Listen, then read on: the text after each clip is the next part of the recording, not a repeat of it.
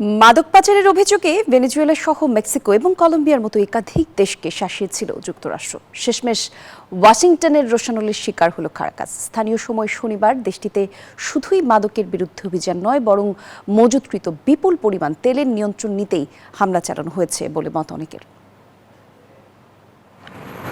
যুক্তরাষ্ট্রে মাদক পাচারের জন্য লাতিন আমেরিকার দেশ ভেনেজুয়েলাকে বরাবরই দায়ী করে আসছেন মার্কিন প্রেসিডেন্ট ডোনাল্ড ট্রাম্প। শুধু কারাকাস নয়, ফ্যান্টানাইল নামক মাদক চোরাচালানের অভিযোগে মেক্সিকো ও কলম্বিয়াকেও দোষ ছিল ওয়াশিংটন।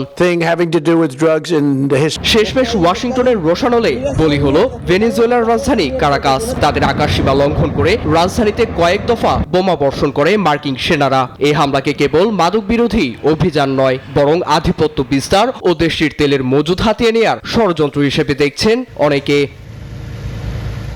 ওদের স্বপ্ন পূরণে পাশে থাকতে পেরে আমরা গর্বিত।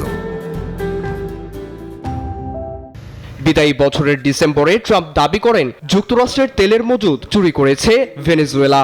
সে সময় তিনি স্পষ্ট জানান, ওয়াশিংটন শত্রুতাপূর্ণ শাসকের হাতে যুক্তরাষ্ট্রের তেল, জমি বা অন্য কোনো সম্পদ তুলে দেবে না। কাজেই তেলকে ঘিরে ওয়াশিংটন এই সামরিক পদক্ষেপ নিয়েছে বলে ধারণা করা হচ্ছে। মূলত বিশ্বের সবচেয়ে বেশি তেল মজুদ আছে ভেনেজুয়েলায়। দেশটির মোট তেলের মজুদ প্রায় 303 বিলিয়ন ব্যারেল, যা যুক্তরাষ্ট্রের তুলনায় 5 গুণ বেশি। তালিকায় ভেনেজুয়েলার পর আছে সৌদি আরব, ইরান ও কানাডা। নীরব দাস, নিউজ 24।